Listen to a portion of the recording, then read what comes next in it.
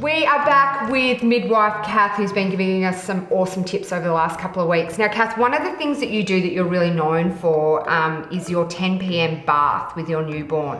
Yeah. Explain. I've made that routine up many, many years ago, and it's about getting the babies to sleep overnight. So what I feel is probably the worst time to bath a newborn baby is 6 o'clock at night. Right. Even though we all think that's when a baby should be bathed and go to bed. Yeah. But a newborn baby will want to feed a lot from 6 p.m. till 10 p.m. and a lot of people get a bit worried that they're not settling. Right. So if you let the baby go till 10 o'clock at night, and I often encourage the dads to do the bath and do a deep warm bath, then wrap the baby and then give the baby a bottle of formula, right. Or express breast milk if they want to, whatever they want, or the mother can breastfeed as long as the baby has a good drink after the bath. Right. And then that gets the baby to sleep through to about 2 or 3 o'clock. Right. Now, with the mother going to bed at 9 or 10, 9:30, they can actually get a good stretch of sleep. Yeah.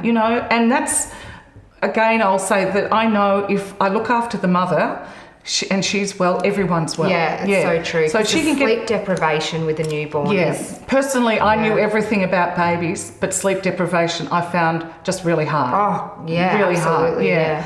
And so then the dad's done the bath, and the partner, and once he's done the bath, he goes to bed and sleeps all night because they can't cope with being up and down all night. We can, because we're hormonally charged and we can get up to our baby. So then the mum gets up and breastfeeds the baby or bottle feeds the baby overnight. Can I just say, if you're not breastfeeding though, are we still getting those hormones? Do you know what I mean? So you're saying like the woman get up and feed the baby. Yeah. But because if I was bottle feeding, I'd be like kicking my partner out of bed to do that at midnight. The early hour feeds. Yeah, you probably would, but we still have a different capacity to get up and still feel relatively okay or keep going in the morning. It's nature's a bit of way, lippy just helps. Yeah. And so it's about having the mum up once a night, maybe 3 or 4 o'clock in the morning, breastfeeding the baby, bottle feeding the baby, whatever way the baby is being fed, then back down to sleep, and then maybe the baby's up again about 6 o'clock. So it means that the overnight process is just once out of bed for the mother. Now, it sounds strange to a lot of people that the baby is being bathed at 10 o'clock, but there's a method in my madness. Right. And that is that once the baby gets to be about 5, 6, 7 kilos and starts to put on weight, you then slowly bring the bath back. So it's 10 o'clock, then it becomes 9:30, then it becomes 9 o'clock, 8:30. So you slowly over weeks bring it back. But you still give that formula or the dream feed at 10 o'clock. Right. So that's where the bottle stays. The bath comes back earlier. Right. So eventually at around, say, 4 months or so. Yeah, you'll find that the baby will be bathed at 6 or 7 o'clock at night, a breastfeed, then go to bed. Then the dad or whoever wants to picks up the baby wrapped, asleep, and gives the bottle in the baby's sleep. That's the dream feed or the rollover feed. Then they sleep through to about 4 or 5 o'clock. Feed the baby and then back down to sleep. And so what if for the babies who don't follow that and wake up sooner? So I'm talking about the babies that we can do this with. Right. There's always the exception. Now, the exception is the sick baby, a prem baby.